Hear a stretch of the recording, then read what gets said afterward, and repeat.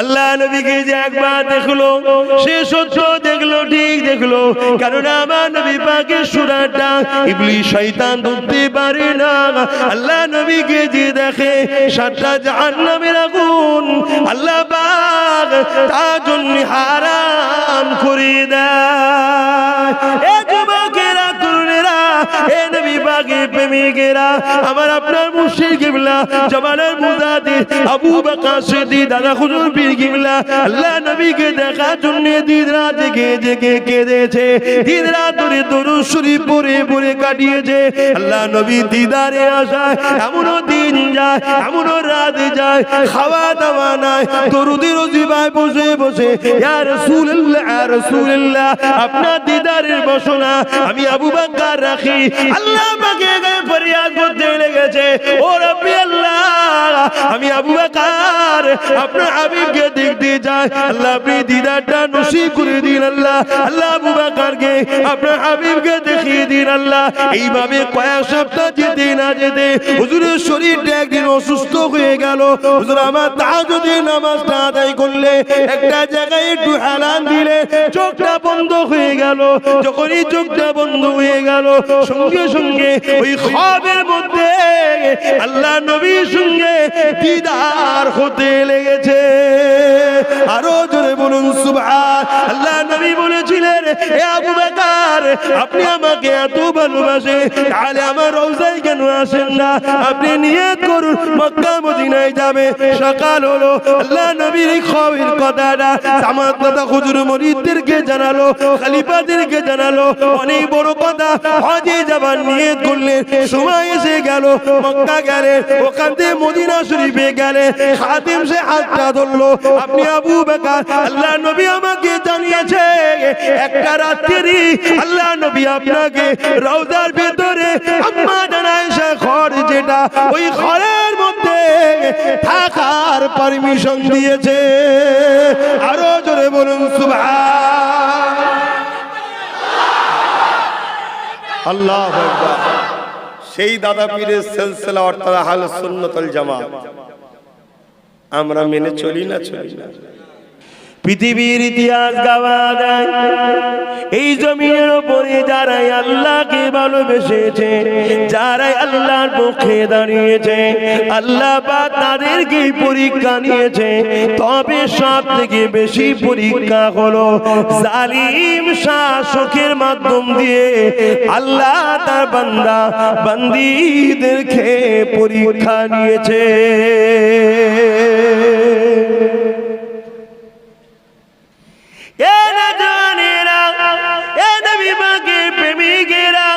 ইসলামের ইতিহাস খুলে দেখলাম হযরত মুসা আলাইহিস সালামের জমানাতে যে সময় ফেরাউন বলে একটা জালিম শাসক ছিল, যে কিনা প্রজাদেরকে শোষণ করত, যে কিনা প্রজাদের খুন ঝরাতো, যে কিনা প্রজাদের নারীদের ইজ্জত গুলোকে লুটত, যে কিনা প্রজাদেরকে শোষণ করে তার দাসী রাখিল বানিয়ে দিয়েছিল।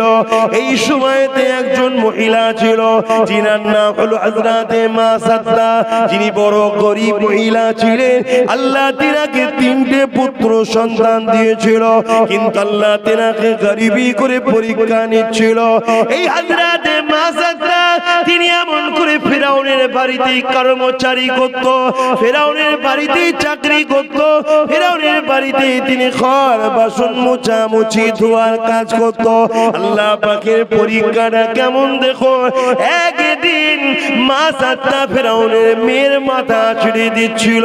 এই আশরাবার সময় হাত থেকে কাকুইটা যখন পড়ে যায়, হযরত মা সাদ্দা তখন বিসমিল্লাহ বলে যখন কাকুইটা তুলতে লেগেছে, ফেরাউনের কন্যা শুনতে পেয়ে গিয়ে আব্বাকে বলে দিয়েছে, বাবা আপনার ঘরে যে চাকরানি মা সাদ্দা থাকে ও কিন্তু আপনাকে প্রভু বলে খোদা বলে মানে না, উনি তিনাকে খোদা বলে মানে। মুসা নবী যে আল্লাহর কথা বলেছে, এই কথাটা শোনা সাথে ফেরাউন লাল হয়ে যায়। এ মা সাদ্দাকে ডাকো। মা সাদ্দাকে ডাকা হলো, বলো যেটা শুনছি সত্য না মিথ্যা। শুনলাম নাকি তুমি আমাকে খোদা বলে মানো না, মুসা যে আল্লাহর কথা বলেছে তাকে মারো। মা সাদ্দা চিন্তা করতে লেগেছে, আমি যদি জালিমের সামনে সত্য কথা বলি এই জালিম আমাকে জানে মেরে দেবে, আর মিথ্যা যদি বলি আমার আল্লাহ নারাজ হয়ে যাবে, আমার জান যাই যাক আল্লাহকে আমি নারাজ করব না।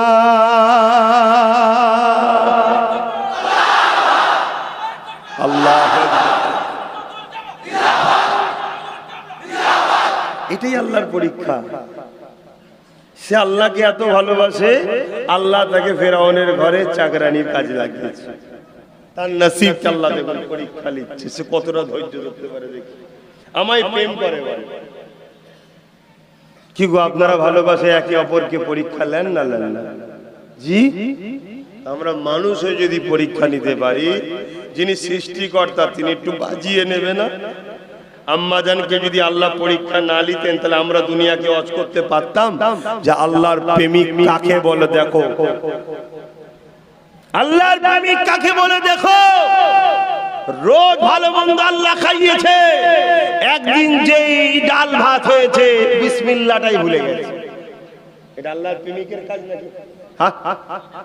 ছোটবেলা থেকে মায়ের পেট থেকে হিফাজত করে করে করে করে আল্লাহ বড় করলেন, আর বড় হতে একদিন যে একটা বড় বিমার হয়েছে অমনিও মন খারাপ যে আমারই বিমার হলো, দুনিয়ার এত লোক থাকতে বাস ধৈর্য হারা।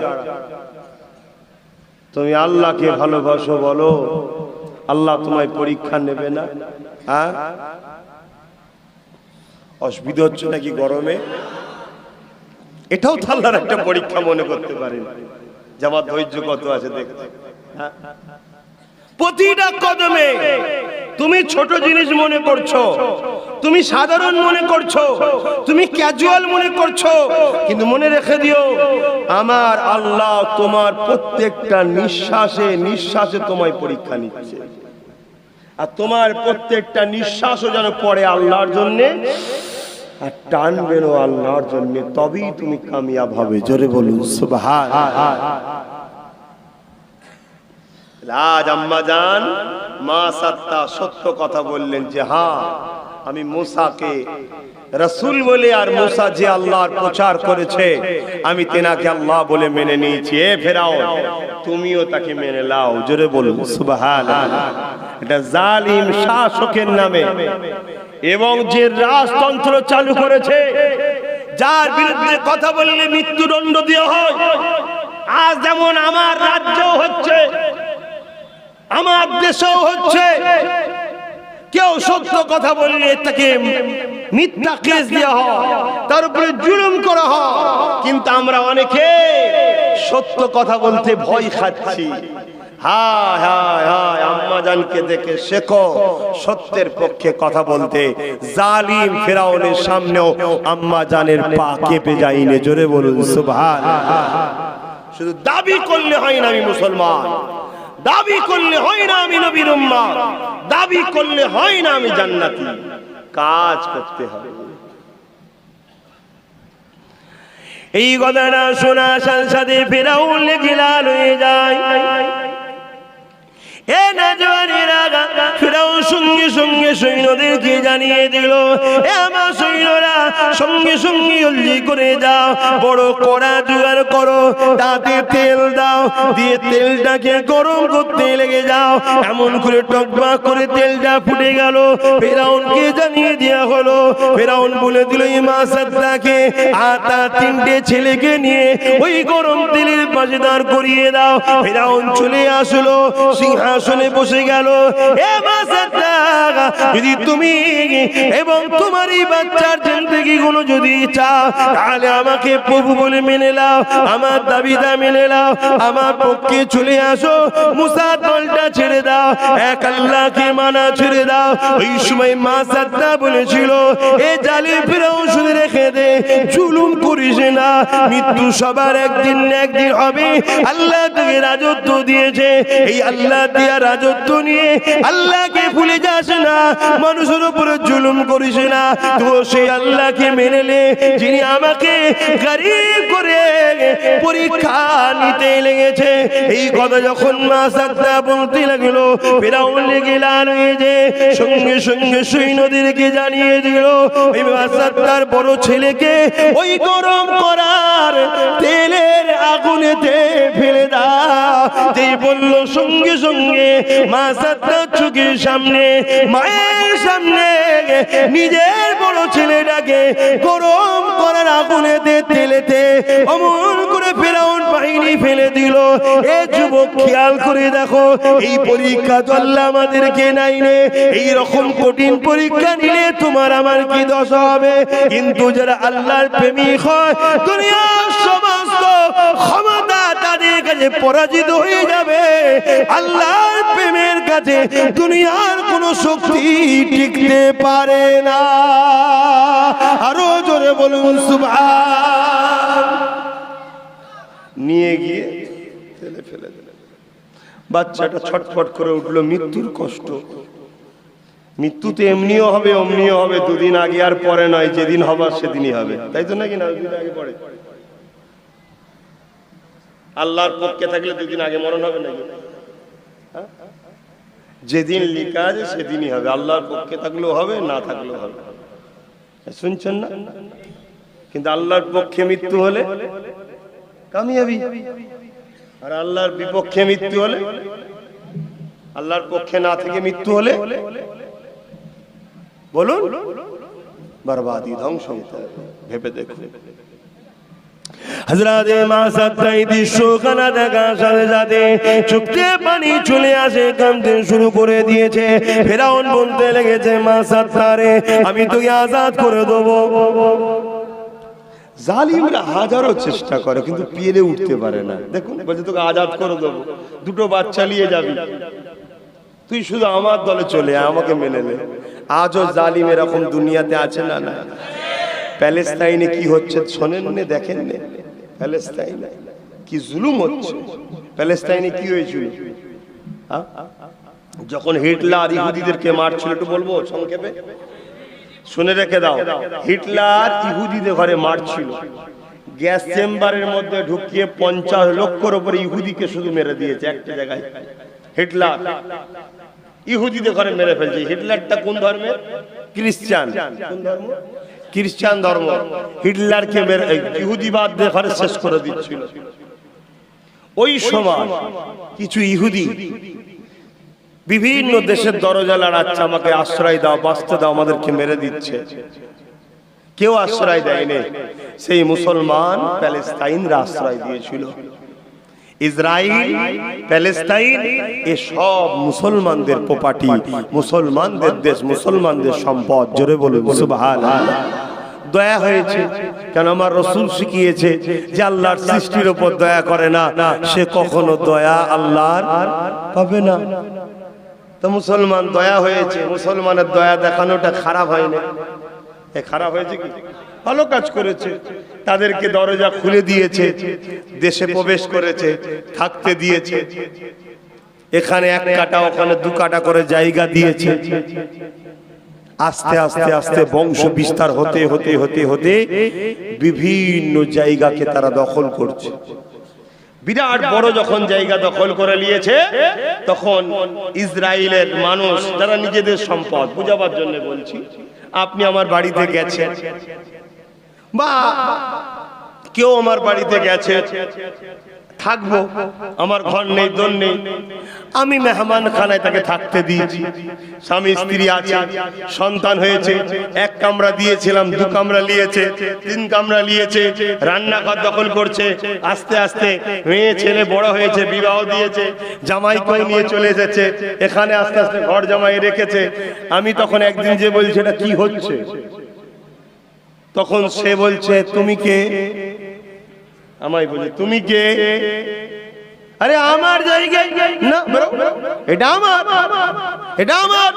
যেই বলেছে আমার আর আমি বলছি আমার, ওই সময় পশ্চিমা দুনিয়ার মিডিয়া আমার কথাটাকে আর জনগণকে শোনাচ্ছে না, ওই ইহুদিবাদের কথাকে শোনাচ্ছে। কেন? 100-র উপরে মিডিয়া ইহুদি কিনে রেখেছে, শোনাচ্ছে কথা বুঝলে। আর ওদেরকে সম্পূর্ণ অস্ত্র সম্পদ দিয়ে আজকে সহযোগিতা করছে আমেরিকা। আর আমরা যা আছি পৃথিবী জুড়ে সব ওই পাঁচেটেই শেষ। পৃথিবী জুড়ে আমরাও যারা আছি বড় বড় দাদারা সব পা চাটতেই সব শেষ। আজকে সেই প্যালেস্তাইনে তারা ভালোবেসে দিল, তারা কিছু ভুল করেনি, কিন্তু নেমো খারাম গাদ্দার আজকে ইহুদিবাদ।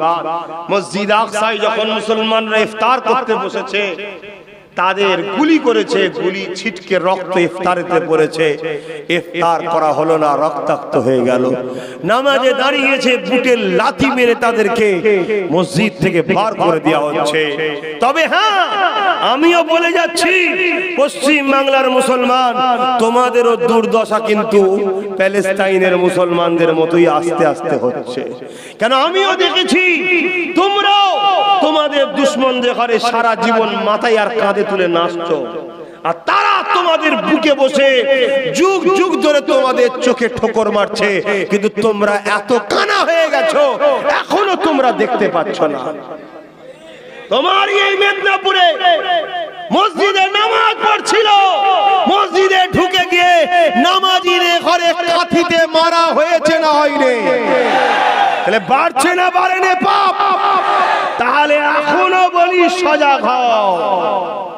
মনে রাখবে, গোস্ত আর উজিরিকে কখনো এক করতে যেও না। উজিরি গোস্ত। যতই তুমি পরিষ্কার করে সেকুলারের সাবান দিয়ে ধোও না কেন, এটা মাথায় ঢুকিয়ে দিও। যদি এর পরেও না ঢোকে, তৈরি থেকো, তোমাদের উপরেও কিন্তু ইসরায়েলের মতো প্যালেস্তাইনের মতো তোমাদেরও হওয়ার নমুনা আসছে। নিজেদেরও কিছু কর্মের ভুল থাকে বাপ। মেহমান থাকতে দিয়েছি বলে বাপ একদিন দুদিন ঠিক আছে, আমি সে আস্তে আস্তে আমার সব ঘর দখল করছে, আর আমিও নাকে তেল দিয়ে ঘরে ঘুমোচ্ছি, এটা কি আমার অন্যায় হবে না? অন্যায়।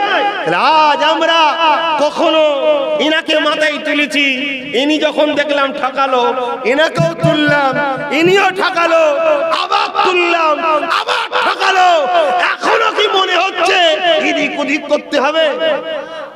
অতএব শুধরে যাও, পরিবর্তন হও।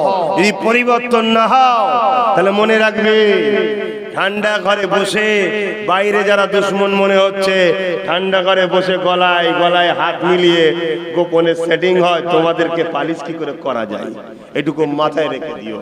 আল্লাহ আমার কওমকে, আমার সমাজকে হেদায়েত করেন, বলুন আল্লাহুম্মা আমিন। তবে এই কথাটা বললাম কোন লিডার নেতা হিসাবে নয়, একজন ধর্মগুরু হিসাবে ধর্মের মানুষদের করে সজাগ করার জন্য বললাম। কারণ আমি ধর্মগুরু, আমি মুসলমানদের ধর্মগুরু, ইসলামের অনুসারী, ইসলাম প্রচার করি, ইসলাম প্রচার করতে এসেছি না আসিনি। তাই আমি ইসলামের প্রচার যখন করছি, আমি আমার কওমকে, ইসলামের অনুসারীকে সজাগ করা দরকার আছে না নাই? যে বাপ মদ খাওয়া হারাম রে বাপ, মদ খাওয়া হারাম, খেও না। মদে লিভার নষ্ট হয়, মদে ক্যান্সার হয়, মদে কিডনি নষ্ট হয়, মদের জন্য স্বামী স্ত্রী সংসার নষ্ট হবে, মদে সেক্সুয়াল পাওয়ার নষ্ট হয়ে যাবে। ক্ষণস্থায়ী কিছু মজা লাগে, কিন্তু অরিজিনাল যে আল্লাহ দিয়া নিয়ামত সেটা নষ্ট হয়ে যাবে। আমি বুঝাতে পারি না? কথা বলো। তা ঠিক সেইভাবে আমি এটাও বুঝাতে পারি, যারা মদ খাইয়ে যুব সমাজকে মাতাল করিয়ে যুব সমাজের মা বেটিদের ইজ্জত আবরুকে নিলামে তুলতে চাইছে, এদের থেকেও নিজেকে সজাগ রাখো। কথা মাথায় ঢুকলো না? আমার কথায় অসুবিধা হচ্ছে? এই জোরে বল, অসুবিধা হচ্ছে হয় যদি বলো, সংক্ষেপ করে দিচ্ছি। মদ ভাল লাগে? তাহলে আজ মদ হারাম। হ্যাঁ, আমি একজন ধর্মগুরু, আমার কওমকে বলবো মদ হারাম, খেও না। পাশাপাশি এটাও বোঝাবো, এ আমার কওম, আজ সমাজে একদল দরদি বেরিয়েছে, কম পয়সায় ইফতার দেয় না, কম পয়সায় ফল দেয় না, কম পয়সায় ইফতারের সামগ্রী দেয় না, কিন্তু মদকে কম পয়সায় খাওয়ার প্ল্যান করছে। কেন? মদ খেলে মাতাল হবে। মাতাল কখনো ভালো মন্দ বোঝে না। মাতালের সামনে তার পরিবার কেউ উলঙ্গ করে দিলে মাতাল মদের ঘরে বলবে, আরে একটু হয়েছে তো কি হয়েছে, কথা বুঝছেন না? আর মাতালের সামনে যখন হুজুর এসে বলবে, ওরে তোদেরকে শেষ করে দিল রে, তোরা পরিবর্তন হরে, ছেলেগুলোকে পড়ারে, নামাজি হরে, তখন মাতার বলবে হুজুরকেও এক গ্লাস খাওয়ারে। এই হাসছি, ও তো ঘরে আছে, ও তো ঘরে আছে, কথা বুঝছো না? বলো না। তাহলে ইসলামের দুশমনরা মদের পক্ষে থাকবে না বিরুদ্ধে যাবে? ইসলামের দুশমনরা মদের পক্ষে থাকে না বিপক্ষে থাকে? জোরে বলো, জোরে বলো। যারা সমাজকে মদের বিস্তার করতে চাই যে তারা ইসলামের বন্ধু, আর তাদেরকে যদি আমরা হুড়োহুড়ি করি, কিয়ামতের দিন জবাব দিতে হবে না? হবে না? কেন? যে জিনিসটা হারাম সেটা বেচাও হারাম, সেটাকে সাপোর্ট করা। জোরে বলো। একটু পরিবর্তন হন, বোঝার চেষ্টা করেন। কেন আমরা তো দেখছি রে বাবা, দেখেছেন না দেখেন নে? অতএব শুধরান। অথচ আল্লাহ নবী যেদিন ঘোষণা দিয়ে দিল এ বিশ্বে মানুষ মদ আল্লাহ পাকের পক্ষ থেকে আয়াত নাজিল হয়ে গেছে, হারাম করে দেওয়া হয়েছে। আল্লাহ জানিয়ে দিয়েছে মদ হারাম। নবী আমাকে জানিয়ে দিলে এ দুনিয়া মানুষ মদ হারাম হয়ে গেছে।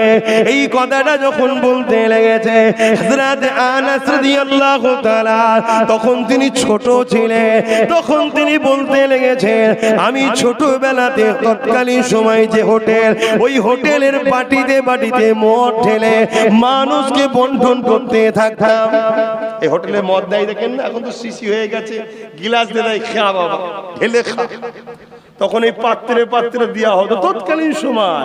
তখন মদ হারামের আয়াত নাজিল হয়নি। হযরত আনাস হুজুর বলছেন, আমি তখন খুব ছোট ছিলাম। শুনছেন তো? ছোট ছিলাম, তা আমি বাটিতে ঢেলেছি, লোককে বন্টন করছি। সন্ধ্যার সময় মদের আসর বসছে, বাটিতে ঢেলে লোককে দিচ্ছি।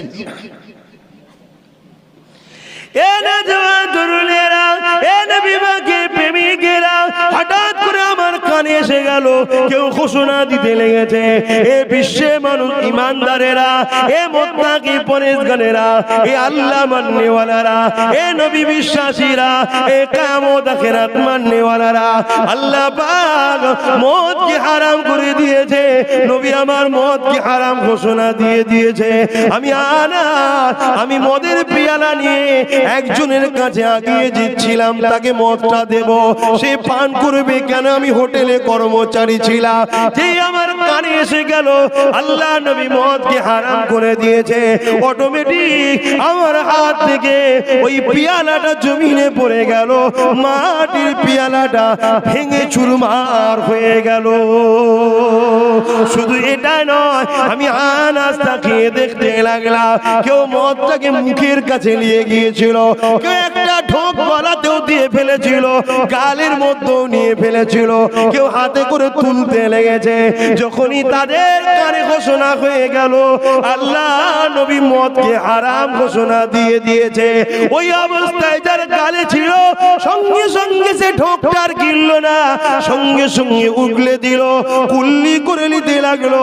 যে হাতে করে মুখের কাছে নিয়ে গিয়েছিল সঙ্গে সঙ্গে বাটিটা ছেড়ে দিল, যে বাটি হাতে নিয়েছিল ওই অবস্থায় ফেলে দিল। আমি আনাস অবাক হয়ে গেলাম, আমার নবীর পানিটা শুধু বলতে দেরি, মানুষ পালন করতে দেরি করত না। আরো জোরে বলুন সুবহান আল্লাহ আল্লাহ। আর আজকে ইচ্ছা করে খাওয়ানো হবে যাতে খেয়ে মারপিটটা করে, গালিগালাজ করে। ওই হাজি সাহেব ভদ্রলোক, ও হুজুর সাহেব ভদ্রলোক, ও আলেম সাহেব ভদ্রলোক, ও নামাজি ভদ্রলোক, ও এখন হক কথা বলছে। বলেছে জালিমদের সাথ দেওয়া হারাম ইসলামে। আমার নবী বলেছে জালিমদের সাথ দেওয়া হারাম। কে বলছে? আমি বলছি নবী। তো নবীর কথা আপনারা মানবেন না? মুসলমান দাবি করবার নবীর কথা মানবো না?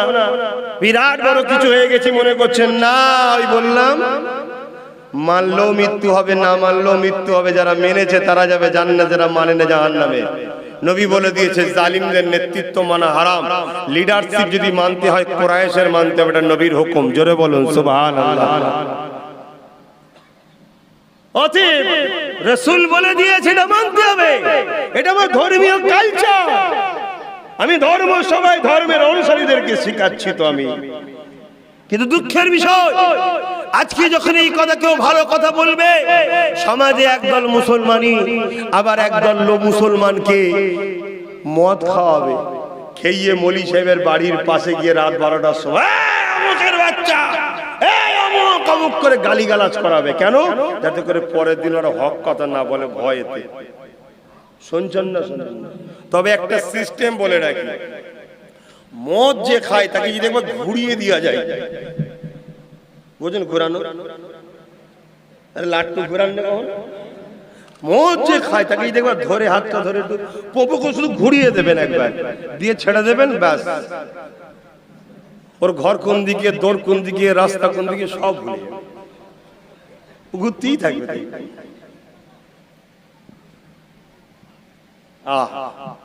হুজুর যদি ভালো কথা বলে তাকে ডিস্টার্ব করার জন্য সব করা হচ্ছে না? হয়নি সমাজে?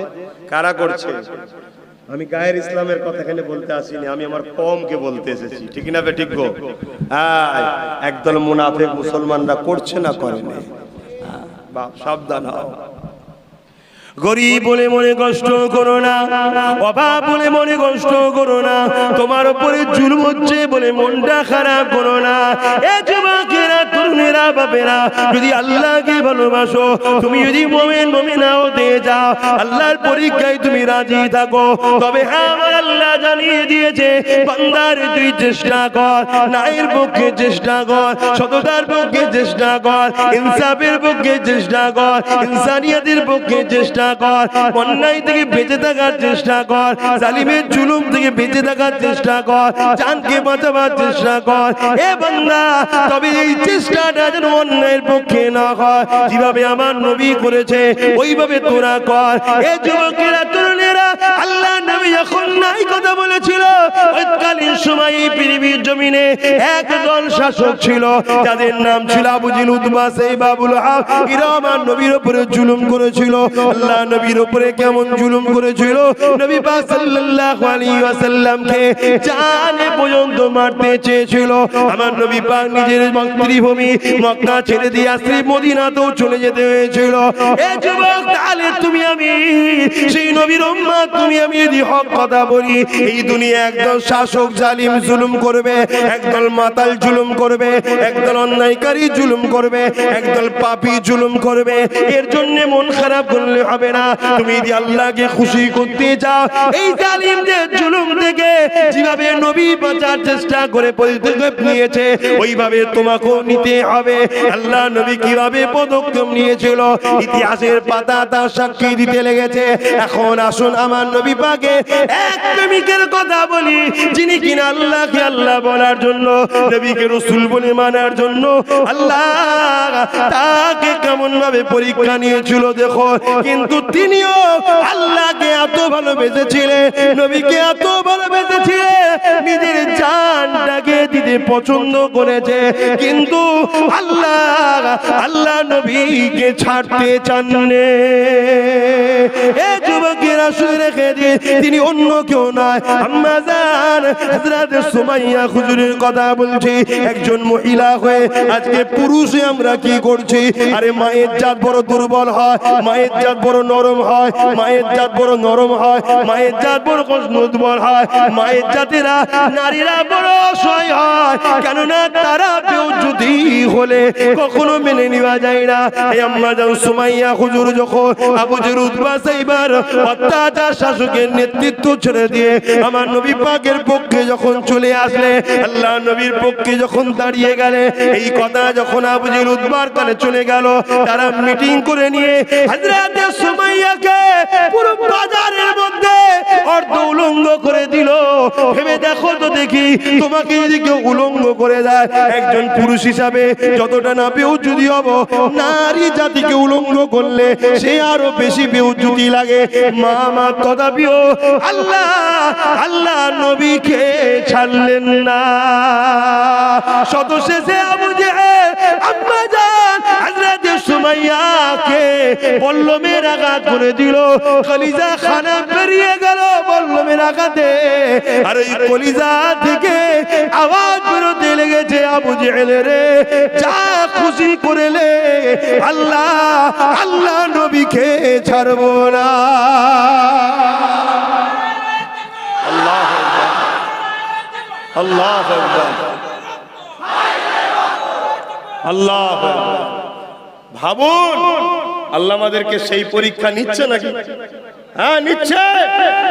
হয়তো ভাইজানের সাথ দিলে হারামের 2 কিলো চালটা বন্ধ হয়ে যাবে, 500 টাকা হারামের বন্ধ হয়ে যাবে, 1 বোতল মদটা বন্ধ হয়ে যাবে।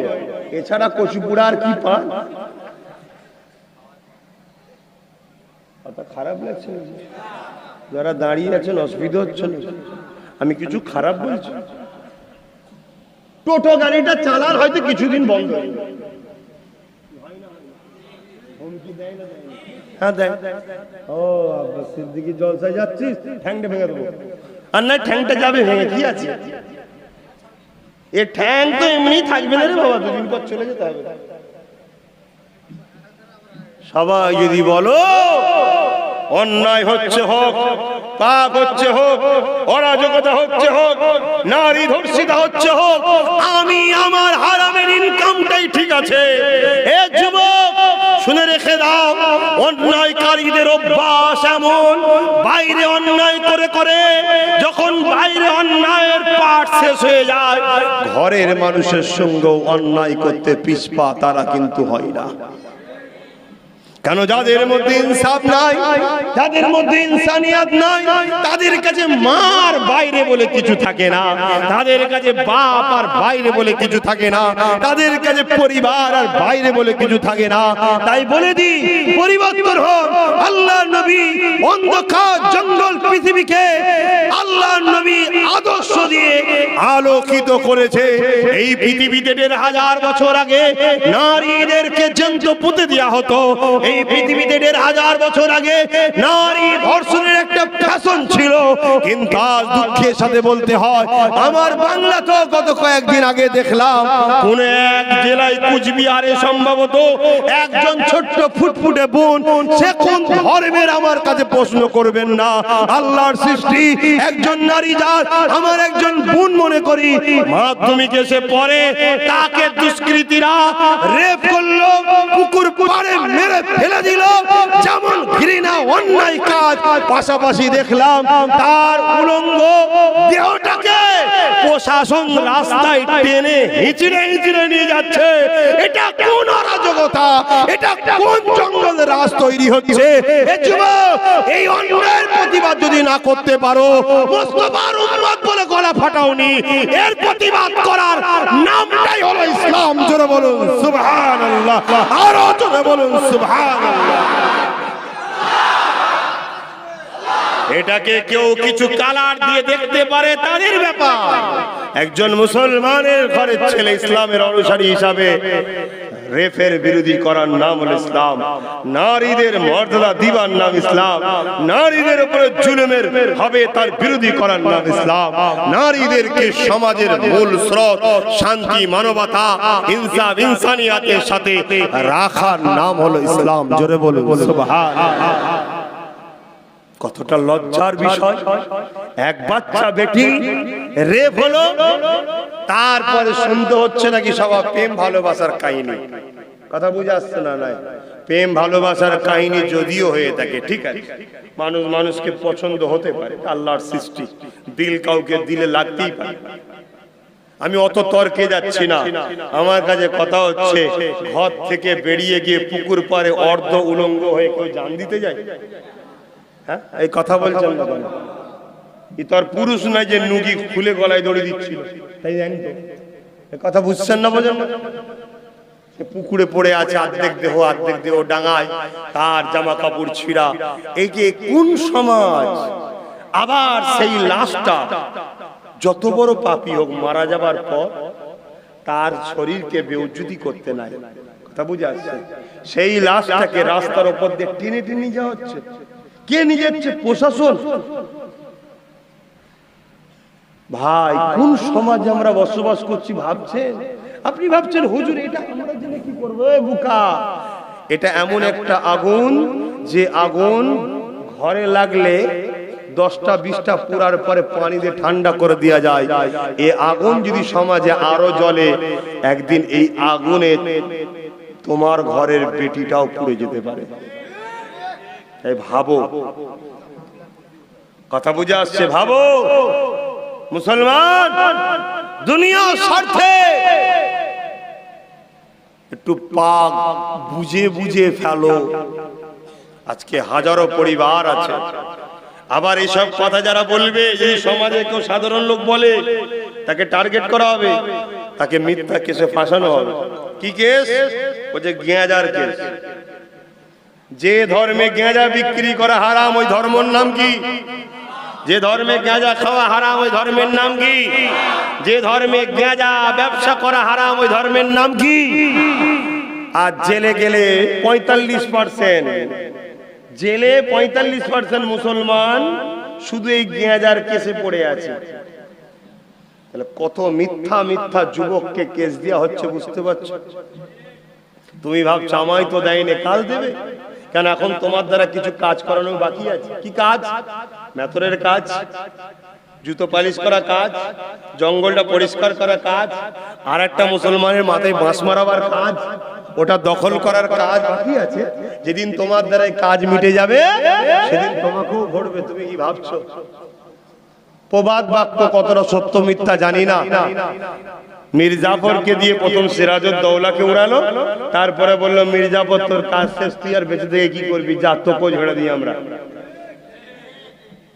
এখন তোমাকে দিয়ে আমায় গাল পাড়াচ্ছে। তুমি হদ্দ পাড়া পাচ্ছ কেন? 500-200 পেয়েছো, মরা মির্গির বিরিয়ানি পেয়েছো, দাদার হাততালি দিচ্ছ, নবী বংশের বাচ্চাকে গাল দিচ্ছ, তুমি শুনে খুব মজা পেয়েছো। যখন আমায় শেষ করে দেওয়া হবে, তখন বলবে তোর কাজ শেষ কেন? যার জন্য রেখেছিলাম সে তো শেষ। তোকে তো টক টাইম চার্জ করতাম, চলতো, আর চার্জ দেবো না, আর ফোনও লাগবে না, রিচার্জ করবো না, ফোন লাগবে না, তোকে আর টাকাও দিতে পারবো না। বেশি কথা বলবি না, ছেড়ে দেবো। এই তো জিন্দেগি। আসো, সব ভুলে যাও, সব ভুলে যাও। মুস্তাফা জানে রহমতের 34-35 পোস্টের আওলাদ হিসাবে আমি আব্বাস সিদ্দিকী তোমাদেরকে ডাক দিচ্ছি। আমি একজন কুরাইশ ঘরের সন্তান, নবী খানদানের বাচ্চা, সিদ্দিক আকবরের খুন বলে যাচ্ছি। আসো, কুরাইশের নেতৃত্ব রাসূল মানতে বলেছে, আব্দুল্লাহ ইবনে ওমর থেকে রায়াত, এই নেতৃত্ব মেনে এই সমাজকে যেভাবে রাসূল নাই, সত্য, ইনসাফ, ইনসানের মানবতা, সভ্যতা, নারীর অধিকার, গরিবের অধিকার। আরে গতকালকে মে দিবস গেল না, 1 মে, শ্রমিকদের জন্য নাকি শ্রমিক দিবস, জানেন তো নাকি? আমেরিকার শিকাগোয় আন্দোলন হয়েছিল, জানেন না সব? শুনুন বন্ধু, আমেরিকার শিকাগোয় আন্দোলন হয়েছে জানি, কিন্তু আজ থেকে 1500 বছর আগে আমিনাল্লাহ আব্দুল্লাহ দুলাল কি বলে গেছে? শ্রমিকের গায়ের ঘাম শুকাবার আগে পারিশ্রমটা দিতে হবে। জোরে বলুন সুবহানাল্লাহ। সেই নবীর দিনের কথা বলতে এসেছি। আসো, কে হিন্দু, কে মুসলমান, কে আদিবাসী, কে দলিত, ধর্মের ক্ষেত্রে আমি যাব কোরআন হাদিস অনুযায়ী। কেউ যদি অন্য ধর্মের হয় তার ধর্ম মানবে, তথাপিও সে আমাদের কাছে নিরাপদে থাকবে। তাদেরকেও আমরা ভালোবাসবো, তাদেরও সুখে দুঃখে সাথ দেবো, তাদেরকেও খানা দেবো, তাদেরও পরনের কাপড় দেবো, তাদের সঙ্গে পড়াশোনা করব, তাদের সঙ্গে ব্যবসা করব, তাদের সঙ্গে ভাই ভাই বলে হাতে হাত মিলিয়ে চলবো। আবার দিনের শেষে ধর্মের কাজ যখন করব, কোরআন ও রাসূল অনুযায়ী আমি আমার কাজ করব। এই যে তাদেরকে ভালোবেসে চলবো, এটার নামও ইসলাম। জোরে বলুন সুবহানাল্লাহ, আরো জোরে বলুন সুবহানাল্লাহ। নারে দিবে দুরূদ শরীফ, আল্লাহুম্মা সাল্লি আলা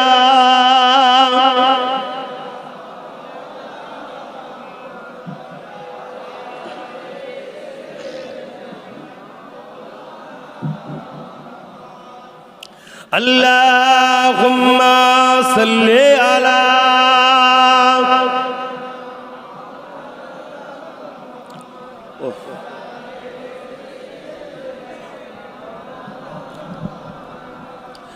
मैं कब्र अंधेरी में घबराऊंगा जब तन्हा,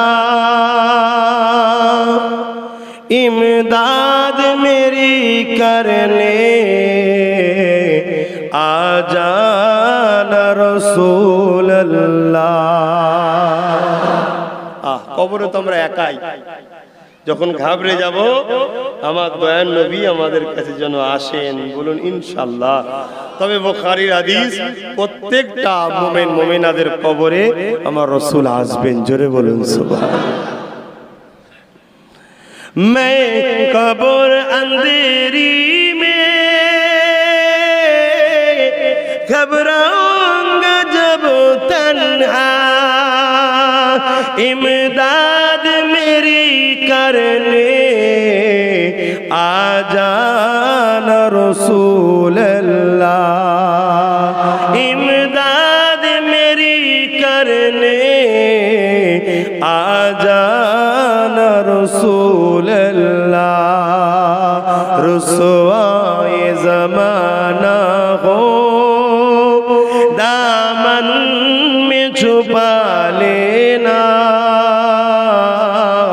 जब औक़ नज़र आए दीदार अता करना। ऐ नूर खुदा आकर आँखों में छुपा जाना, या दर पे बुला लेना, या ख्वाब में आ जाना। যদি রসুলকে কোনোদিন খবে দেখো কি বলবে?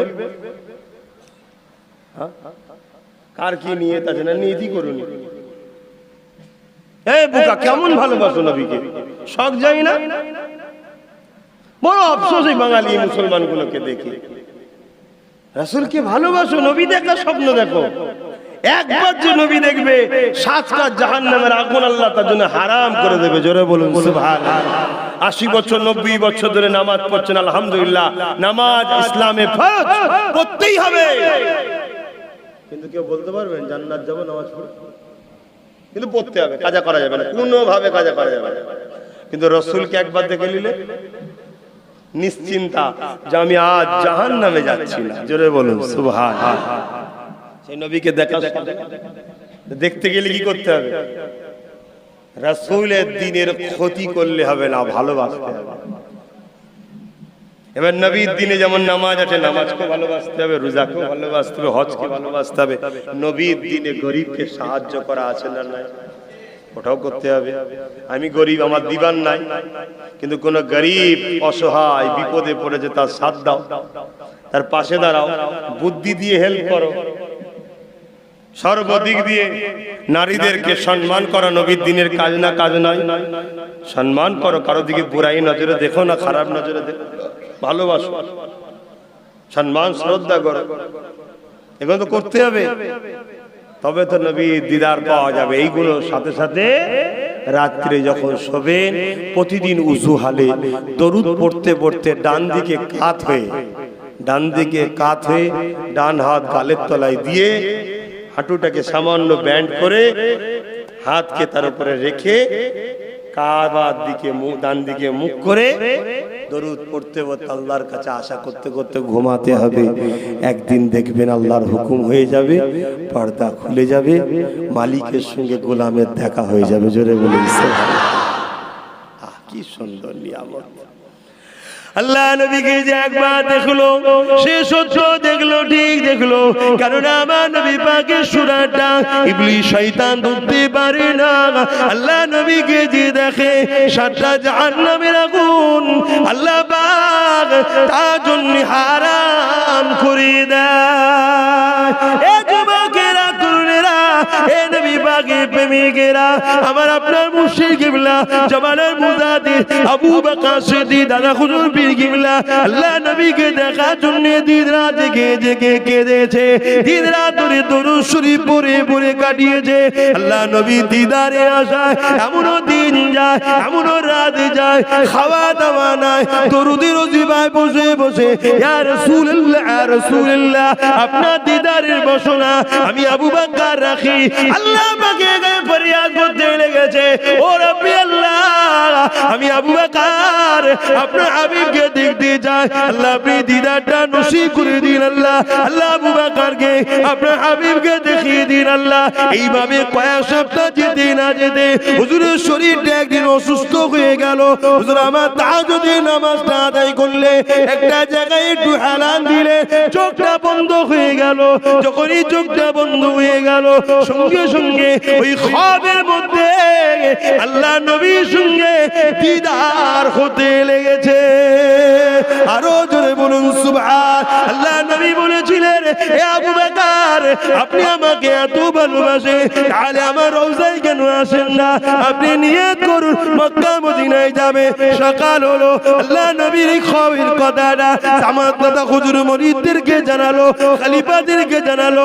অনেক বড় কথা, হজে যাবার নিয়ত করলেন, সময় এসে গেল, মক্কা গেলেন, ওখান থেকে মদিনা শরীফে গেলেন, খাদিম সে হাতটা ধরলো, আপনি আবু বকর আল্লাহ নবী আমাকে জানিয়েছে একটা রাত্রি আল্লাহ নবী আপনাকে রওজার ভিতরে আম্মা জান আয়েশা ঘর যেটা ওই ঘরের মধ্যে থাকার পারমিশন দিয়েছে। আরো জোরে বলুন সুবহান আল্লাহু আকবার। সেই দাদা পীরের সিলসিলা অর্থাৎ আহলে সুন্নাত ওয়াল জামাত আমরা মেনে চলি না? হ্যাঁ, আরো অনেক দল আছে, মানে অনেক ইমাম আছে, দল একটা, আহলে সুন্নাত ওয়াল জামাতের আরো প্রচারক আছে। আলা হযরত আহমদ রিজা খান আছে ওইদিকে, কারামত আলী জনপুরি সাহেব আছে সেই বাংলাদেশের ওইদিকে, হাজী ইমদাদুল্লাহ মুহাজির মক্কি যিনি দেওবন্দীদের পীর সাহেব উনি আহলে সুন্নাত ওয়াল জামাতের মানুষ, ওনারা প্রচার করেছে। কিন্তু পূর্ব ভারতে দাদা হুজুরের কথা মানতে হবে, ইনি এই জায়গার দায়িত্ব আল্লাহর পক্ষ থেকে পেয়েছে। জোরে বলুন সুবহানাল্লাহ। বুঝতে পারলাম? অতএব দাদা হুজুরকে মজবুত করে ধরেন। সেই দাদা পীরের আওলাদ দাদা হুজুরের গাছের ডালপালা, যদি কোনো ডাল শুকিয়ে যায় আপনি কাটবেন নাকি? জোরে বলুন, আপনি কাটবেন কেন? কাটতে গেলে গোড়া যদি কষ্ট পায় বিয়াদবি হবে। আর ওলি আজাদ তো খোদা বাজার, যখন গোড়া দেখবে যে ডাল পুরো শুকিয়ে গেছে আর থাকার নয়, অর্থাৎ খারাপ হয়ে গেছে, বুঝাতে চাইছে, ঝেড়ে ফেলা দেবে, এমনি পড়ে যাবে। কথা বুঝছেন না? বোঝেন? আপনি মুরিদ কেন কাটতে যাচ্ছেন? মুরিদরা অনেকে দেখেছি পীর সাহেবদের সমালোচনা করে, আব্বাস সিদ্দিকীর কথা বললো কেন, ও কথা বললো কেন? তুই মুরিদ, যদি মুরিদ হস, আব্বাস সিদ্দিকীর কথা যদি তোর পছন্দ না হয় দূরে সরে যাও, সমালোচনা করলে কেন? অন্যজন আরো আছে, আরো কারো সমালোচনা করে, খবরদার লাপালাপি করো না। যাদের জন্য লাপালাপি করছো আখিরাতে তারা তোমাদের সাথে থাকবে তো? কাতারি তো আলাদা। তবুও যত বড় পাপী হোক, যাই হোক, মোস্তফার প্রত্যেক গোলাম তো আশা রাখতে পারে আমরা এক কাতারে দেখা হবে, আগে হোক আর পিছনে হোক কাতারটা তো পাবো। আর যাদের জন্য তোমরা নবী বংশের বাচ্চাদের সমালোচনা করছো তাদের কাতারই তো আলাদা। যদি বলে না আখিরাতের কথা পরে ভাববো কোনি, পর বলতে কি আছে? কালকে আজকে মরলে তো কালকে জানা যায় কি আজকে রাত্রি দেবে। তুমি তো এমন কোনো ভিআইপি নয় যে তোমার জন্য অনেক লোক আসবে 3 দিন রাখতে হবে। তুমি কি মেজে হুজুর নাকি না সাইফুদ্দিন হুজুর যে রাখতে হবে? কথা বুঝছেন না? বলুন তাহলে কিসের এত লাপালাপি? আমরা বুঝি না, তুমি বুঝে গেছো। কিসের ঘরে আছো জানি না, মুখ সামলে কথা বলো, ভেবে চিন্তে কথা বলো। চোখের সামনে দেখতে পাচ্ছ না আসানসোলের ইমাম সাহেবের ছেলের বুকটা ছিঁড়ে কলজেটাকে যে বার করেছিল সে এখন তোমার আপনজনের ঘুমটার তলায় বসে আছে, দেখতে পাচ্ছ না? তুমি আব্বাস সিদ্দিকীকে দেখতে পেয়েছো? আব্বাস সিদ্দিকী ভুল করছে? তোমার মনে হয়েছে আব্বাস সিদ্দিকী ভুল করছে? শুধরে যাও, এখনো সময় আছে, পরিবর্তন হও। না হয় বিশাল ফাঁসা ফাঁসবে, নোটটাও নিয়ে নেবে, খুচরোটাও নিয়ে নেবে, নোটটাও নিয়ে নেবে, খুচরোটাও নিয়ে নেবে, পুরো দেউলিয়া হয়ে যেতে হবে। নোট নাই থাকবে জায়গা 100 টাকা, খুচরো যদি গোটা 50 টাকা থাকে তাও তো লাভ আছে রে। কথা বুঝছেন না? বোঝেন নে, একটু বুঝার চেষ্টা করুন। বাঁচাবার স্বার্থে ভালোবাসি বলে বুঝাচ্ছি, কি বুঝাবো না? বুঝাবো না। কেউ বুঝুক চাই না, বুঝতে চাক। যারা আমাকে সন্তান ও ভাই বলে ভালোবাসে, যে বাপ বা মা, ভাই বা বোন আমাকে ছেলে বা ভাইয়ের মতো যারা ভালোবাসেন, আমার কি দায়িত্ব নয় আপনাদেরকে বোঝানো? বোঝানোর দায়িত্ব আছে না? না? একটু হাত তুলে বলুন কারা আমাকে আপন মনে করে। আলহামদুলিল্লাহ, আল্লাহ কবুল করে, বলুন আল্লাহুম্মা আমিন। হাত নামান। আমি আপনাদের উদ্দেশ্য তো বলতে পারি যে আপনাদের ঘরে বিরাট প্ল্যান চলছে মারার, বিরাট প্ল্যান চলছে আপনাদেরকে বদনাম করা। সাবধানে থাকুন, সাবধানে থাকুন, পরিবর্তন হন, ইদিক উদিক করবেন না। যদি বিশ্বাস করে যেখানে আমি দাঁড়িয়ে আছি সেখানে আমার পিছনে কি আপনিও দাঁড়িয়ে থাকবেন? কি দাঁড়াতে পারবেন? আল্লাহকে সাক্ষী রেখে বলছেন পারবেন? আল্লাহকে সাক্ষী রেখে বলছেন হাত নামান। কেন বেশি কথা বলা যাবে না? কেন বলা যাবে না? আপনাকে যারা মিটাতে চাইছে তারাদের পেটের মধ্যে থেকে যখন আমি আপনাকে বার করে নিয়ে আসছি তারা তখন বুঝতে পেরে যাচ্ছে, তারা তখন আমার ক্ষতি করার ধান্দা করছে। তাই আপনাদের উচিত বেশি কথা নয়, অনেক বুঝিয়েছি আর নয়। যদি বিশ্বাস থাকে যেখানে গিয়ে দাঁড়িয়ে আছি পিছনটা এসে দাঁড়িয়ে থাকুন, লাফালাফি করবেন না।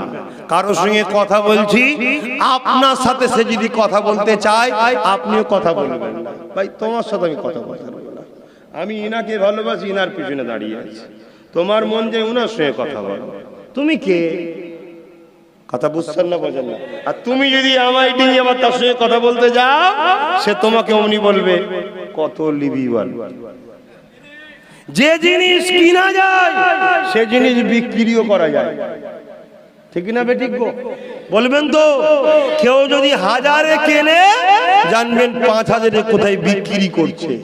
আমি তোমাদেরকে কিনিনি, তোমাদেরকে আমি এখান থেকে ভালোবাসি, বাঁচাবার চেষ্টা করছি। তাই এসে পিছনে দাঁড়াও, ডায়ে মায়ে ওপর নিচে কোনো দিকে দেখতে যাও না, কারণ অনেক রকম প্রচার প্রসার চলবে, মিথ্যা মিথ্যা, কোনো দিকে তাকাবে না। একটাই কথা বলবে, জিন্দেগি তো 95 নয় 99% ধ্বংস হয়ে গেছে, জানটুকু আছে। না শিক্ষায় আগিয়ে, না কর্মসংস্থানে আছি, আছেন নাকি? এই কোন দিকে আছেন নাকি? 100টা মেয়ে যদি খারাপ জায়গায় থাকে খোঁজ নিয়ে দেখুন, ভারতের ডাটা বলছে 70টা আমাদের ঘরে। সবই তো শেষ, জানটুকু আছে। আর এই জান নিবার ক্ষমতা পৃথিবীর কারো নাই, একজনের ইশারা ছাড়া, তিনি কে? অতএব নিশ্চিন্তায় আব্বাস সিদ্দিকী কুরাইশ বংশের বাচ্চা, সে যখন আমাদেরকে ডাক দিয়েছে তার পাশে ছিলাম, আছি, থাকবো। এখন পর্যন্ত দাঁড়িয়ে আছেন না নাই? জোরে বলুন আছেন না নাই? আপনাদের ঘরে এই এতদিন যে আছেন, কোন চিটিংবাজি, কোন ধোঁকা, কোন মিথ্যা, কোন প্রতারণা করেছি? একটা কেউ প্রমাণ দিতে পারবেন ভাই? তাই বলবো আগামী দিন কিন্তু এবারে চলা রাস্তাটা বড় শক্ত আরো আসছে। তবে এই রাস্তাটা যদি পার হতে পারি, এরপরে কিন্তু রাস্তা এবার হাইওয়ে উঠবে। শুনছেন না? হাইওয়ে রাস্তা আসবে। হাইওয়ে রাস্তা কিছুটা যাওয়ার পর ইনশাল্লাহ আর টেনশন থাকবে না, তখন ড্রাইভার একটু ফ্রি মাইন্ড হবে। বুঝতে পারছেন? বুঝতে পেরেছি? খুব সাবধান, খুব সাবধান। কেননা চোখের সামনে দেখলাম আমার মসজিদের নামে, আজানের নামে কেস হচ্ছে। জানেন না? জানেন না? যিনি কেস করছে তিনি আবার আমাদের দরদির সাথে বসে আছেন। এই কথা বুঝছেন না? চোখের সামনে দেখলাম আমার নবীর টুপিকে নিয়ে, এটা কার? আমার রাসূলের সুন্নাত। এই টুপিকে নিয়ে বেইজ্জতি করা হচ্ছে না হয়নি? জোরে বলুন। এই টুপিটা আপনার আম্মা পরতে পারবে? কারণ আপনি মুসলমান, তো আপনার মাও তো মুসলমান। না, এই টুপি হলো মুসলমান পুরুষের জন্য সুন্নাত। শুনছেন? আজকে চোখের সামনে দেখছি নবীর এই সুন্নাত গুলো অর্ধ উলঙ্গ নারীদের মাথাতেও পর্যন্ত পড়ানো হচ্ছে। চোখের সামনে দেখা হচ্ছে যারা আমার মসজিদকে মিটায়, মাদ্রাসাকে মিটাতে চাইছে, তাদের মাথায় টুপি পরানো হচ্ছে। আমরা ভাবছি টুপি পরেছে ভালো লাগছে না। বন্ধু, টুপি পরিয়ে ধোকা দিয়ে তোমাকে টুপি পড়াতে এসেছে, ওরা বুঝতে তোমরা পারছো না। হয়তো কারো মনে হতে পারে সেখানে তো অনেক ভালো ভালো ঘরের মানুষ দেখলাম, আব্বাস সিদ্দিকী তুমি বড় ঝগড়া করো। আরে বলকে যাও, আবু জেহেল এটাই বলেছিল, মুহাম্মদ তুমি তো ফিতনা লাগালে, কিন্তু আমার রাসূল বলেছিল ফিতনা আমি লাগাইনি, আমি তো জমিন জাত তার পক্ষে কথা বলছি। আজ আমিও বলে যাচ্ছি, এই জমিনকে আল্লাহ যাকে মালিকানা দিয়েছে সেই মুহাম্মদ রাসূলের সুন্নাতের হয়ে বলে যাচ্ছি। জোরে বলুন সুবহানাল্লাহ। তুমি যদি ভালো করে ছেলের ধর্ম মানো তাহলে আব্বাস সিদ্দিকীর কথা বাদ দাও, আর যদি আমেনা লালের ধর্ম মানো তাহলে শুনে নাও, মুজাদ্দিদুজ্জামান দাদা হুজুর তিনার ওসিয়তনামার মধ্যে লিখেছে টুপি, দাড়ি, জুব্বা, পাগড়ি কেউ যদি তুচ্ছ তাচ্ছিল্য করে সে কাফের হয়ে যাবে। যতজনের মাথায় টুপি নাই এরা কেউ কাফের নয়, কিন্তু টুপি নিয়ে কেউ যদি তুচ্ছ তাচ্ছিল্য করে, এই টুপিকে কেউ যদি নাটকের জন্য ব্যবহার করে তাহলে সে কাফের হয়ে। জোরে বলুন। দাদা হুজুর ফতোয়া দিচ্ছে যে দাদা হুজুরের কথা আগে বললাম, মানেন না? মানেন না? এই জোরে বলেন মানেন না? মানেন না? ওসিয়তনামা খুলে দেখলাম।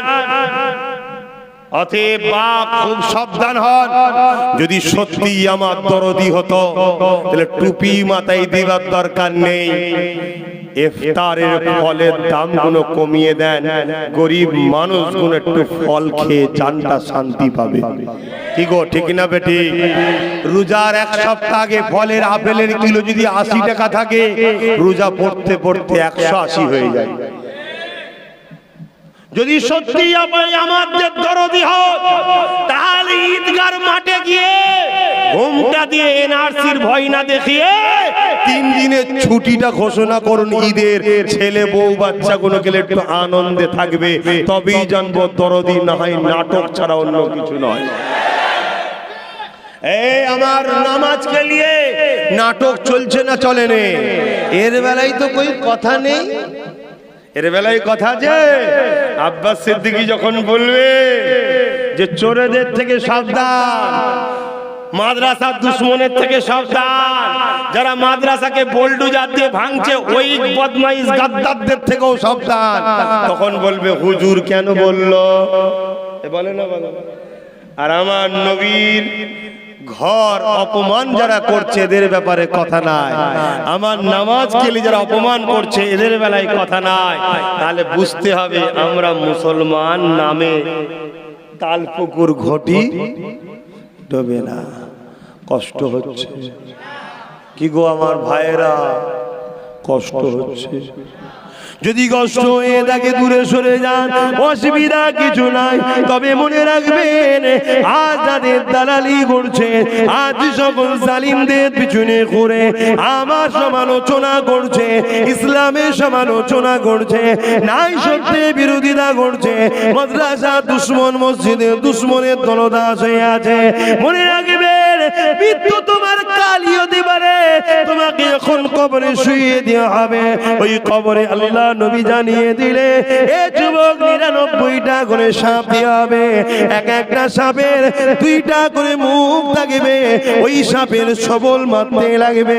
দুনিয়ায় যদি একবার নিঃশ্বাস ফেলে, এই পৃথিবীর জমিনে আর গাছপালা গজাবে না। এ যুবক তাই ভালোবাসি, পরিবর্তন করার জন্য চেষ্টা করছে, কিন্তু পরিবর্তন হবেন কি হবেন না এটা আল্লাহর কুদরতি হাতে আছে। তবে আল্লাহ বলেছে, যে চেষ্টা করে আমি আল্লাহ তাকে পরিবর্তন করি।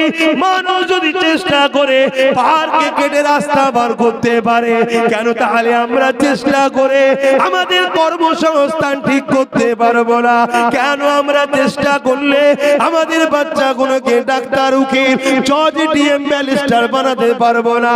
কেন আমরা চেষ্টা করলে এই জালিমদের কালো থাবা থেকে আমাদের পেটে গুণের যোদ্ধাগুলোকে বাঁচাতে পারবো না? কেন আমরা চেষ্টা করলে আমাদের ধর্মকে আনন্দে শান্তির সঙ্গে পালন করতে পারবো না? এ যুবক, আমরা তো চেষ্টা কোনোদিন করলাম না। আমাদেরকে কেউ ভয় দেখালো, আর তার কথাই বিশ্বাস, ভয়েতে আমরা মরার আগেই মরে গেলাম।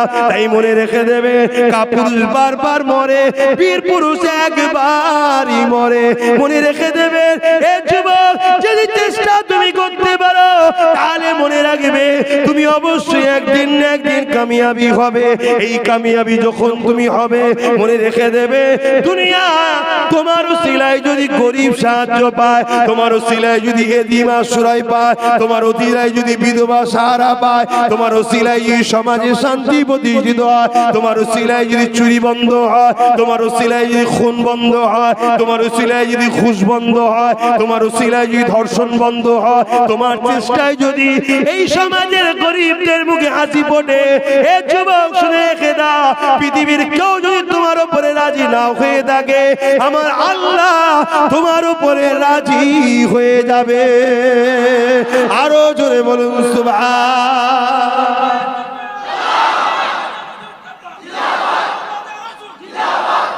সংসার করা ভালো কাজ না খারাপ কাজ?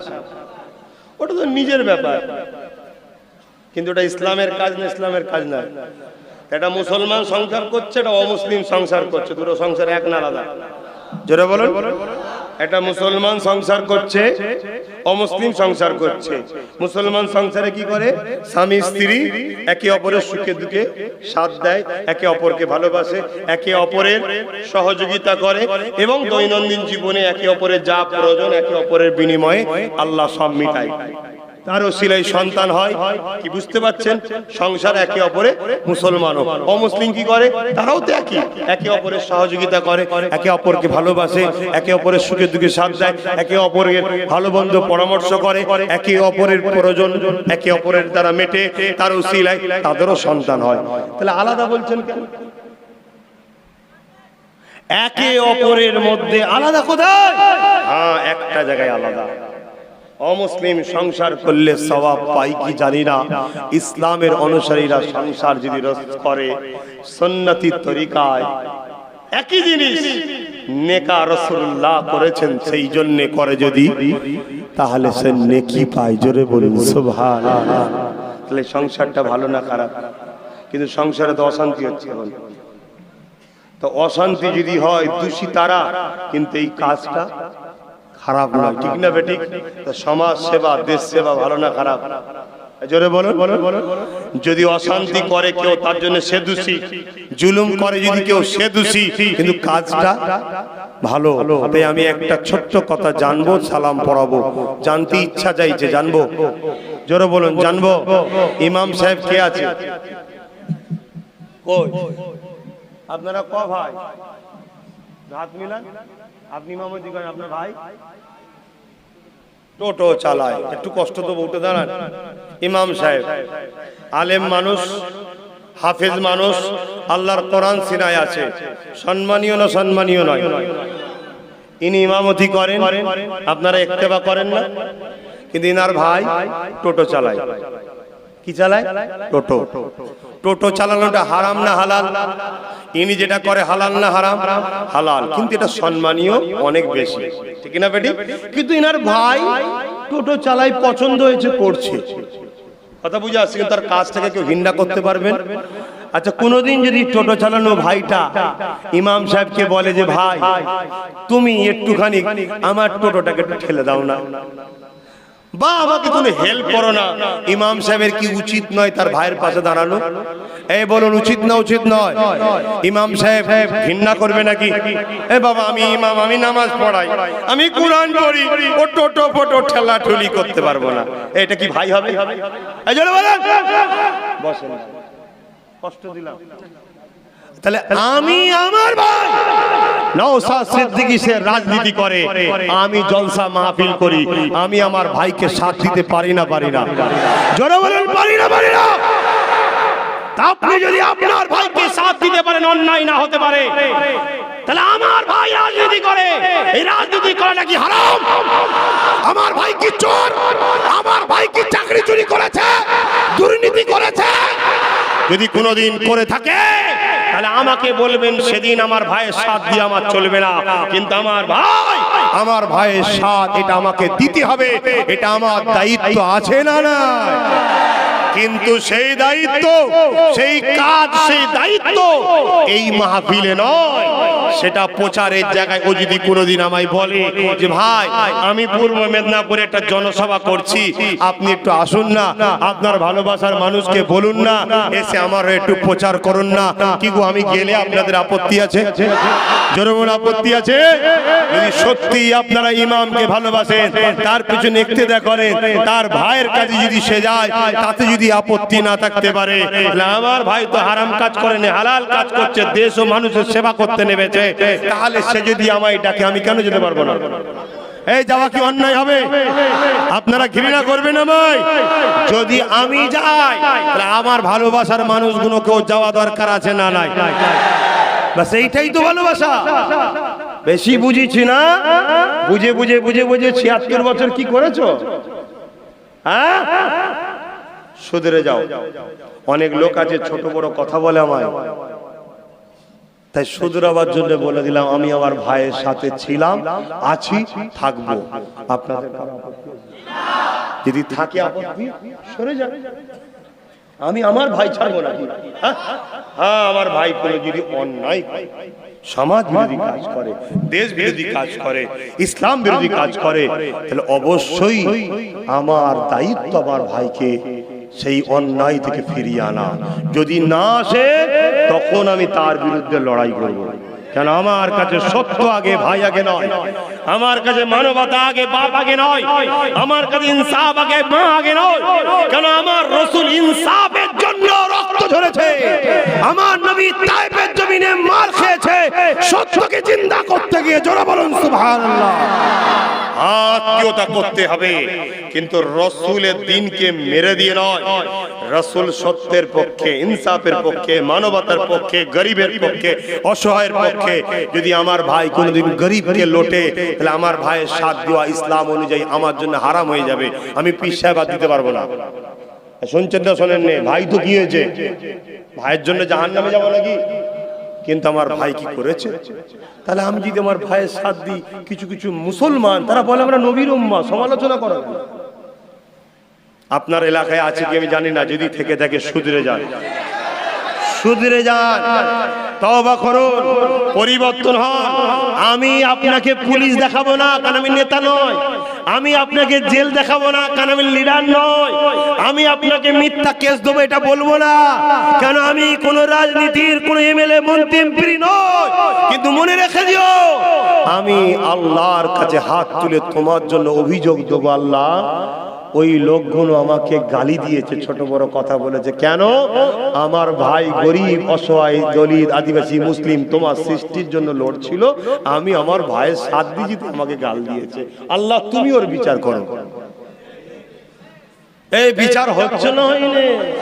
হ্যাঁ, মনে আছে আমার বাড়ির দরজায় লাথি মেরেছিল, আর এখন প্রায় দরজায় লোক যাচ্ছে, দেখছেন না? আরো যাবে, নেস্তে নাবুদ করে দেবে আল্লাহ ইনশাআল্লাহ। আল্লাহর ভরসা আছে না? না, আমার ভরসা আছে, আপনাদের আছে? আচ্ছা, স্বাভাবিক স্বাভাবিক। আপনি যদি কাউকে ভালোবাসেন, বিপদে পড়লে সে আপনার পাশে আসবে, আপনাকে সাহায্য করবে, আশা রাখেন না? রাখেন না? আর দুনিয়ায় এটা ঘটে না? ঘটে না? ঘটে। তাহলে আমি যদি আমার আল্লাহকে ভালোবাসি, আমি বিপদে পড়লে আমার আল্লাহ সাহায্য আমার উপরে আসবে, আশা করাটা কি আমার অন্যায় হবে? আমি আশা রাখিছি যারা আমার উপরে জুলুম করেছে, এদের নাম নিশান আল্লাহ মুছে দেবে, এদের উপরে খোদার গজব শুরু হয়েছে, আরো হবে। কিন্তু যারা আমার কওমের ভাই, তোমাকে রাসূলুল্লাহ স্বার্থে ভালোবাসি, যদি কেউ ভুল করে থাকো, হাত ধরে শুধু একটা কথা বলো, ভাই আমার ভুল হয়ে গেছে, আল্লাহর রাস্তায় মাফ করে দিও। আমি কথা দিচ্ছি, মাফ করা আমার ঈমানি দায়িত্ব, মাফ করছি, আগামীতে করব। কিন্তু তোমাকে বলতে হবে, এটা ধর্মের কাজ। তুমি না বললে, আমি যদি বলি মাফ করে দিচ্ছি, ওটা মাফ হয় না, তাকে বলতে হয়। শুধু বলা নয়, এমনও রয়াতে আছে কি বিষয়টা বলেছিল ওটাকে উচ্চারণ করতে হয়। যে তোমাকে আমি এই বলেছিলাম, তুমি নাকি কোন বড় ডাকাতের থেকে নাকি টাকা নিয়েছিলে। বড় ডাকাত বুঝতে পারছেন?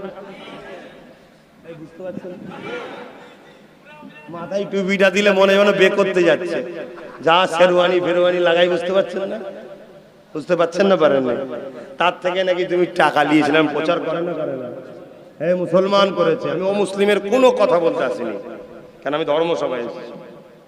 আর আল্লাহ শুকর করে বলছে, আমি মিলিয়ে দেখেছি, অমুসলিম ভাইরা আমার এইভাবে সমালোচনা করে না, যেভাবে মুসলমান এক শ্রেণী আমার সমালোচনা করে। কষ্ট দিচ্ছি নাকি? থাকার কষ্ট দেবো না।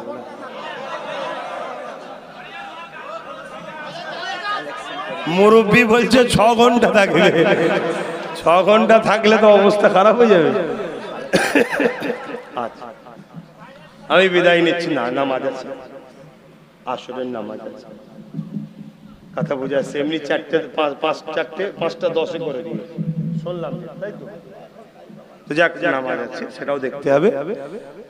কেন নামাজ পড়বো না, এটা কেমন কথা? ইমামে হোসাইন পাক কারবালাতে নামাজ কাজা করেছে, আমরা কেন নামাজ কাজা করবো? আসো, নামাজ পড়ি, নামাজ পড়তে হবে। আর একটা কথা বলে যায়, অনেক পীর সাহেব আছে, অনেক মৌলী সাহেব আছে, অনেক ইমাম সাহেব আছে, কারোর সঙ্গে আমার ব্যক্তিগত কোনো ঝগড়া নাই, কারোর সঙ্গে আমার বন্ধুত্ব নাই।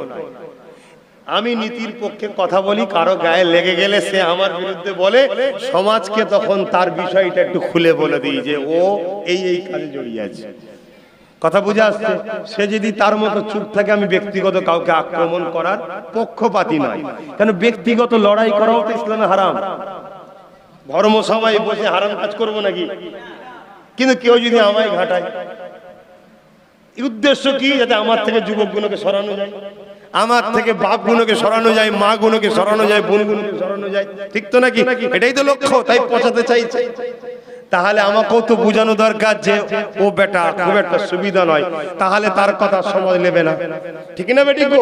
কিন্তু আমার লড়াইয়ের মাকসাদ একটাই, কুনতুম খায়রা উম্মাতিন উখরিজাত লিন-নাস তা'মুরুনা বিল মা'রুফ ওয়া তানহাউনা আনিল মুনকার। হাফেজ সাহেব আছে কোরআনে? আবার একবার বলছি, আরো কেউ হাফেজ থেকে আলেম থেকে শুনলেন, কুনতুম খায়রা উম্মাতিন উখরিজাত লিন-নাস তা'মুরুনা বিল মা'রুফ ওয়া তানহাউনা আনিল মুনকার। এর মানে বাংলা, আরবি কথাটা কার কথা? জোরে বলো। আল্লাহর কথা। আপনাদেরকে বানিয়েছে কে? বাঁচিয়ে রেখেছে কে? খাওয়াচ্ছে কে? মৃত্যু দেবেন কে? সেই আল্লাহর কথা মানবেন না?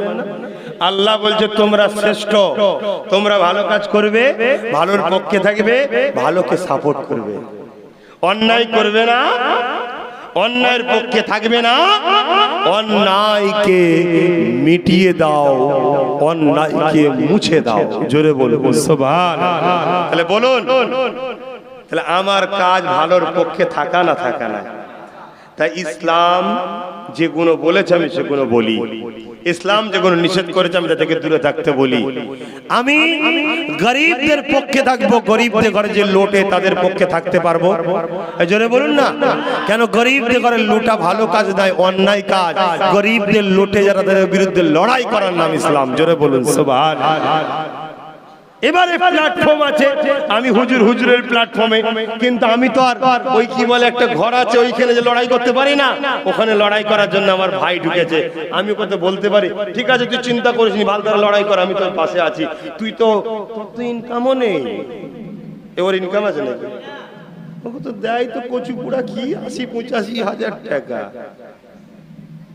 কথা বুঝে আসছে না? আমি যদি ডেলি 2টো করে জলসা করি ব্যাস হয়ে গেল। তো মাসে যা পাই আমি ডেলি দেই ভাই। তোকে তো আমি বলেছি চিন্তা করবি না, আমি তোর পাশে আছি। পয়সা টয়সা টাকা পয়সা যা লাগবে, এবং কোনো জায়গায় যদি আমার প্রয়োজন হয় প্রচারের জন্য বলবি, কেন অনেক জায়গায় একটু আমার ভালোবাসার মানুষ আছে, সিরাই ভক্ত ভাইজানের, কি রক্ত ভাইজানের ভক্ত। যদি আমি সেখানে বললে তোর উপকার হয়, আমি তোর জন্য বলবো। কেন? আমি দেখেছি তুই গরিবের জন্য করছিস, আমি দেখেছি তুই সত্যর জন্য করছিস, আমি দেখেছি তুই অসহায়ের জন্য করেছিস, আমি দেখেছি তোর মধ্যে মুসলিম হিন্দু দলিত আদিবাসী নয়, তুই আল্লাহর সৃষ্টি মানুষের জন্য কাজ করছিস। তাই নবী বলেছে যে মানুষকে ভালোবাসে আল্লাহর দয়া তার উপরে হয়। তাই আমি তোর পাশে আছি। এই অন্যায় করছি না তো ভাই? ঠিক বলছেন তো ভাই? এরপরও যদি আমাকে কেউ গালিগালাজ করে, ছোট বড় কথা বলে, তাহলে বাপ যদি আমার কওমের হয় বলবো তওবা করে নাও। আর যদি অন্য কেউ ধর্মের হয় আমি তাকে তার বলতে পারি না তওবা কর। আমি একটাই কথা বলবো, তুমি তৈরি থেকো, ঠিক সময় নাটটা খাপে খাপে লেগে গেলে টাইট ভাল করে দেবো। আসুন একটু সালাম দিয়ে দিই। ইয়া নবী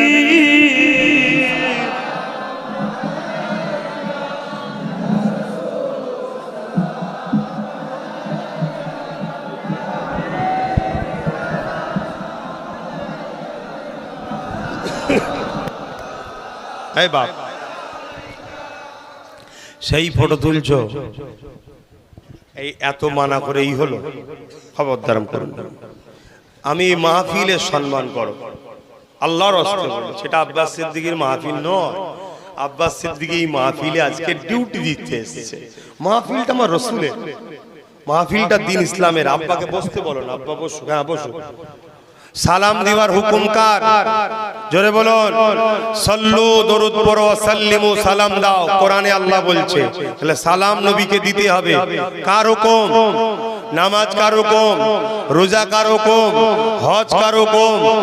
সেই আল্লাহই বলেছেন নবীকে সালাম দিতে হবে, এটা আল্লাহরই হুকুম। হ্যাঁ, কিভাবে দেবেন? ওয়াসাল্লিমু তাসলিমা, সব থেকে উত্তম ভাবে দাও। তা আমরা সব থেকে উত্তম, সর্বদিক দিয়ে উত্তম, আমরা সালাম যখন দিই একটু আদবের সাথে একটু দাঁড়িয়ে দিই। কিন্তু কেউ যদি বসে দেয় তার সাথে ঝগড়া করি না। করেন নাকি আপনারা? না, ঝগড়া করেন না। কেন? তার প্রেম যদি বসে হয় বসে দিক না, কিন্তু আমার প্রেম একটু আদবের সাথে দাঁড়িয়ে তা একটু দি। কথা মাথায় ঢুকলো? তা আসুন, আমার মুরব্বী অসুস্থ মানুষ, উনি বসে দেবে, কি আছে? উনি যদি যুবক থাকতেন উনি তো দাঁড়াতে চাইছিলেন, তাহলে প্রেম আছে, কিন্তু শরীর আমার সাথ দিচ্ছে না। রাত 12টার মাহফিল গুলো যেমন কম চাই ধর্ম শুনবো, কিন্তু শরীর রাত 12টার পরে আর সাথ দেয় না। তাই জলসা কমিটি গুলোর উচিত বেশি রাত পর্যন্ত মাহফিল করা নয়, খুব জোর 10টা 11টা। আমি জ্ঞান দিচ্ছি না, ভালোর জন্য বলছি। এতে কি হবে? তৃপ্তি থাকবে। 11টায় শেষ হলো, ঈশার নামাজ মাহফিলে 11টাতেই করে দিলেন, ওয়াক্ত আছে তখন, কোনো অসুবিধে নেই। তাবারুক থাকলো, বসে যাও, লাইন দিয়ে খেয়ে নাও, ঘরে গিয়ে রেস্ট নিল, ফজর বেলা উঠে নামাজ পড়লো। কথা বুঝে আসছে? এগুলোকে মেনটেন করবেন। প্রত্যেকটা জলসা এইভাবে আস্তে আস্তে চলে আসছে। হ্যাঁ, কিছু কিছু জলসা আছে 2 লাখ 3 লাখ 4 লাখ 5 লাখ 10 লাখ 20 লাখ লোক হয়, ওটা আলাদা ব্যাপার। সারা রাত লোক আসে, সারা রাত লোক যায়, ওটা আলাদা টপিক, আলাদা বিষয়। কথা বুঝে আসছে? যেমন 3 দিন ইসালে সব ফুরফুরা শরীফে সারা রাত লোক আসে, সারা রাত যায়, ওটা আলাদা ব্যাপার। তাহলে আল বদরু আলাইনা মিন শানিয়াতিল ওয়াদাই ওয়াজাবা শুকরু আলাইনা মাদা লিল্লাহ আহিদাই ইয়া নবী সালাম ইয়া রাসূল ইয়া হাবিব সালাম সালামা কঠিন হাসরের দিনে কি আছে মোদের কপালে গুনাহগার উম্মাহ আতো আপনার লইবেন সঙ্গে মাহশরে নবী সালাম ইয়া রাসূল ইয়া হাবিব